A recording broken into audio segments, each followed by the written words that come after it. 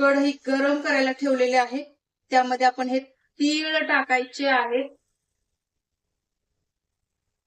आपण हे छान तडतडीत भाजायचे आहे. हे तडतड उडले पाहिजे इथपर्यंत आपल्याला छान भाजून घ्यायचे आहेत.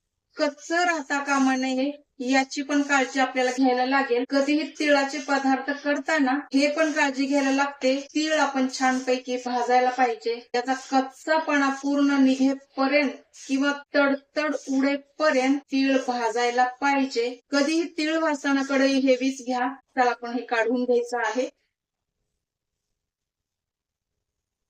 चला, त्यासाठी आपण दुसरी कढई घेतलेली आहे. हे प्रोसेस आपल्याला इन्स्टंट करायचं आहे. फार काळजीचं काम आहे. हे करण्यासाठी गॅस मिडियम ठेवायचा आहे. यामध्ये आपण 1 ते 2 चम्मच फक्त तूप टाकायचं आहे. जास्त टाकण्याची आवश्यकता नाही. तूप थोडस गरम झालं की हा आपल्याला गूळ यामध्ये टाकायचा आहे. तर साधारण तीळ पाव किलो होते त्याप्रमाणेच आपल्याला गूळ टाकायचा आहे. हा पाव किलो गूळ आहे. एक प्रमाणाचा टाकायचा आहे. म्हणजेच की पाव किलोला पाव किलो. अर्धा किलो तीळ असेल तर अर्धा किलो गूळ टाकायचा. पाव किलो तीळ असेल तर पाव किलो गूळ टाकायचा. किंवा मग तुम्ही वाटीचं प्रमाण करत असाल तर ते पण योग्य आहे. वाटीचं प्रमाण करायचं असेल तर 2 वाट्यासाठी 2 वाटी गूळ तुम्ही टाकू शकता. चासणी कधीही कडक करू नका. चासणी मिडियम हीट वरतीच करा.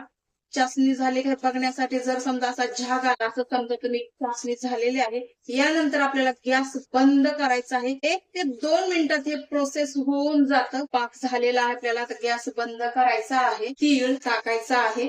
त्याबरोबरच आपल्याला हा शेंगदाणा किंवा शेंगदाणे पण टाकायचे आहे. यामध्ये न ठेवता दुसऱ्या भांड्यामध्ये ट्रान्सफर करायचा आहे. काय होईल असं जर ठेवलं तर हा पदार्थ जास्त कडक होऊ शकतो.